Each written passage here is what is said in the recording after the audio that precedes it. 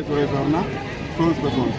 ಯಾಕೆಂದರೆ ಅವ್ರ ಮನೆ ಮಕ್ಕಳನ್ನ ಈಚೆಗೆ ಸುಮಾರು 60-70 ವರ್ಷಗಳ ಕಾಲ ಬೆಳೆಸುವಂಥ ಪಾರ್ಟಿ ಅದಲ್ಲ.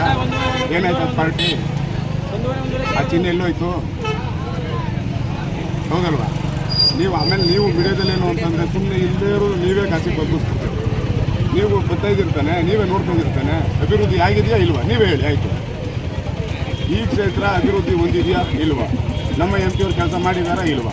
ಆಮೇಲೆ ಮತ್ತೆ ನಾವು ವಿರೋಧ ಪಕ್ಷದವ್ರಿಗೆ ಹೇಳುವಂಥದ್ದು, ಅವರ ಮೆಂಬರ್ನ ಅವರ ಅಭ್ಯರ್ಥಿನೂ ಕರ್ಕೊಬರಲಿ, ನಮ್ಮ ಅಭ್ಯರ್ಥಿನೂ ನೀವೇ ಚರ್ಚೆ ಕರೀರಿ.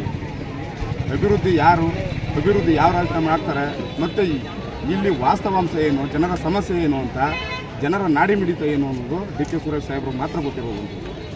ಇದನ್ನು ಎಲ್ಲರೂ ದಯವಿಟ್ಟು ಅರ್ಥ ಮಾಡ್ತಾರೆ. ಸರ್, ಈ ಬಾರಿ ಬೆಂಗಳೂರು ಗ್ರಾಮಾಂತರರು ಡಿ ಕೆ ಸುರೇಶ್ ಏನಕ್ಕೋಸ್ಕರ ಮತ ನೀಡಬೇಕು ಸರ್? ಮನೆ ಮಗ ಸರ್, ಮನೆ ಮಗ, ಈ ಕ್ಷೇತ್ರದ ಮನೆ ಮಗ ಸರ್. ಮನೆ ಮಗನಿಗೆ ನಾವು ಓಟು ಸರ್.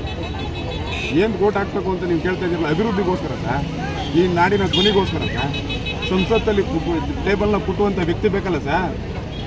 27 ಜನ ಮೆಂಬರ್ ಏನಾಗಿದ್ದಾರೆ ಸರ್? ಎಲ್ಲಿ ಹೋಗಿದ್ರು?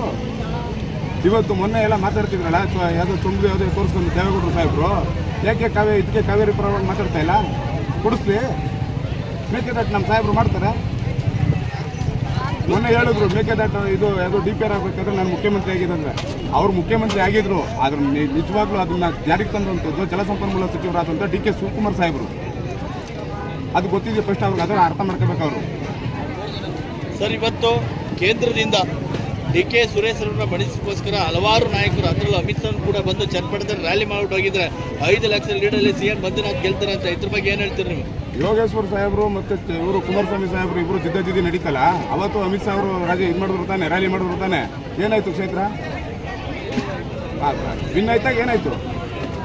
ಅಮಿತ್ ಶಾ ಅವರು ರ್ಯಾಲಿ ಮಾಡಿದಂಥ ಕ್ಷೇತ್ರ ವಿನ್ ಆಯ್ತಾ ಇದಾಯ್ತಾ? ನೀವೇ ಹೇಳಿ. ಯೋಗೇಶ್ವರ್ ಸೋತ್ರು, ಕುಮಾರಸ್ವಾಮಿ ಗೆದ್ರು ತಾನೆ. ಅವತ್ತು ಅಮಿತ್ ಶಾ ರ್ಯಾಲಿ ಮಾಡಿದ್ರು ತಾನೆ.